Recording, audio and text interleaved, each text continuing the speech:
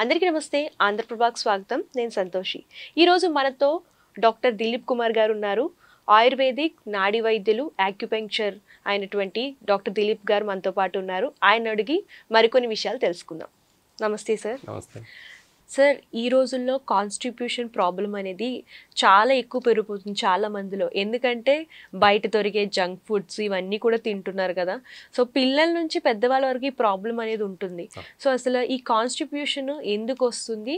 So ఇది తగ్గించుకోవాలనుకుంటే మనం ఎలాంటి ఫుడ్ తీసుకోవాలి? డైట్ ఏమైనా మెయింటైన్ చేయాలా? దీని గురించి చెప్పండి. అయితే చూడండి, నేచర్ ఏం చెప్తుంది అని అంటే మార్నింగ్ ఫ్రీగా మోషన్ వెళ్ళేదానికి నేచర్ అంటే చెంబు పట్టుకొని మన పల్లెటూరులో ఇప్పటికి చూస్తే 5 to 7 మధ్యలో మోషన్కి వెళ్ళిపోతారు.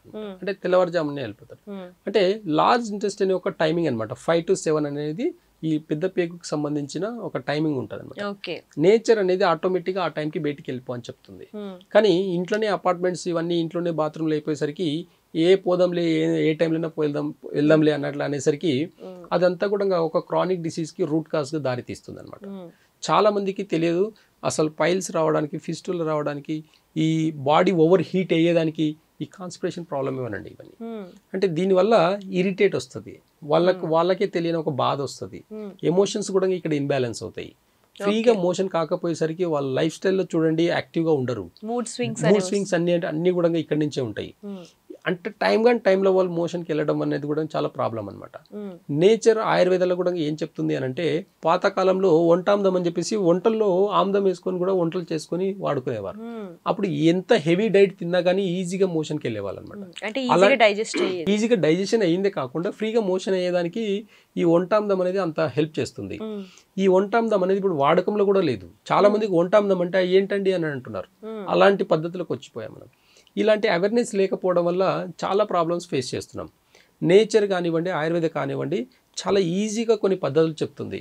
చాలా మంది ఏం చేస్తారంటే మోషన్ ప్రాబ్లం ఉంటే త్రిఫల చూర్ణం వేసుకుంటే నాకు ఫ్రీ మోషన్ అవుతుంది. కానీ త్రిఫల చూర్ణం కూడా అందరికీ సెట్ అవ్వదండి. కఫ ప్రాబ్లం ఉండే వాళ్ళకు ఈ త్రిఫల చూర్ణం సెట్ అవ్వదు. నాడిని చూసి వాళ్ళకి త్రిఫల సెట్ అవుతుందా, త్రిఫల సోనాముఖి దాంట్లో ఇంకొక కాంబినేషన్ ఉంటుంది, సోనాముఖి కలిపితే ఎలా ఉంటుంది, ఇవన్నీ కూడా కాంబినేషన్స్ ఉంటాయి. మల్టిపుల్ కాంబినేషన్స్ వాళ్ళ నాడి వ్యవస్థను బట్టి చూసి మాత్రమే మేము డిసైడ్ చేసి ఇవ్వడం జరుగుతుంది. ఇక్కడ అందరికి త్రిఫల సెట్ అవుతుందన్న అపోహ నుంచి కూడా బయటికి రావాలి. అందరికి త్రిఫల అనేది సెట్ అవ్వదు.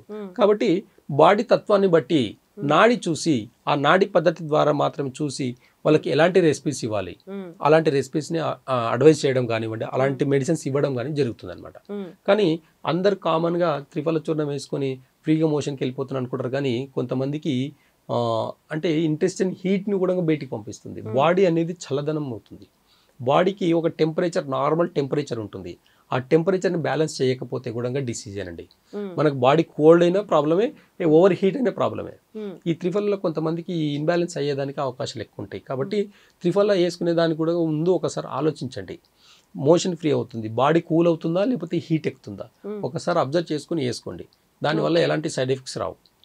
సార్, మరి కాన్స్టిట్యూషన్ ప్రాబ్లం ఉన్న వాళ్ళు ఫుడ్ ఎలా తీసుకోవాలి, డైట్ ఎలా తీసుకోవాలి? అయితే చూడండి, ఈజీగా డైజెషన్ అవ్వాలంటే మార్నింగ్ టైంలో హెవీగా తినండి. మీరు నాన్ వెజ్ తినాలనుకుంటున్నారా, మార్నింగ్ టైంలో తినండి, ఓకేనా. ఆఫ్టర్నూన్ వెజిటేబుల్స్ తినండి. వెజిటేబుల్స్ చాలా ఈజీగా, అంటే నాన్ వెజ్ ఒక 6 hours పడుతుంది డైజెషన్ అవ్వడానికి.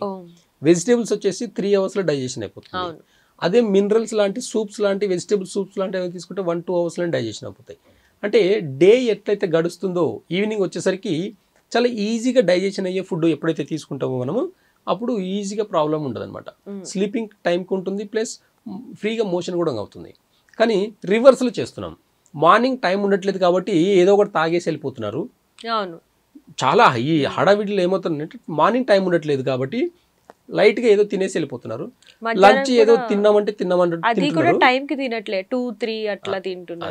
అదే నైట్ రిలాక్స్ అయిపోయి మంచిగా హెవీ డైట్ తింటున్నారు. అక్కడ ఏమవుతుంది అంటే నైట్ హెవీ డైట్ తినడం వల్ల మార్నింగ్ ఫ్రీగా మోషన్ అవ్వదు. స్టార్ట్ మళ్ళీ సైకిల్ అనమాట ఇదండి. రివర్స్ చేయండి, కొంచెం సిస్టమ్ని రివర్స్ చేయండి. మార్నింగ్ హెవీగా తినండి, ఎందుకంటే డే అంతా మీరు ఏదో ఒక వర్క్లో ఉంటారు కాబట్టి ఈజీగా డైజెషన్ అవుతుంది. అవును. బయట టెంపరేచర్ కూడా ఎక్కువ ఉండడం వల్ల మన జఠరాగ్ని అనేది హీట్ ఎక్కువై ఈజీగా డైజెషన్ అవుతుంది. నైట్ టైంలో చాలా కోల్డ్ అండి, చాలా టెంపరేచర్ చూడండి డౌన్ అయిపోతుంటుంది. ఆ టైంలో మీరు హెవీగా తింటే డైజెషన్ ఎలా చేయాలండి? అవును.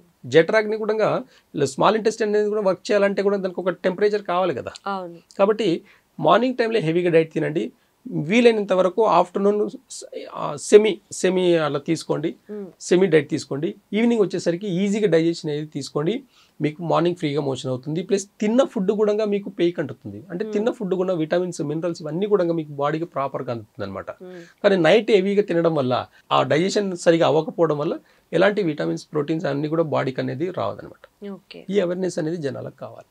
Thank you sir. Thank you.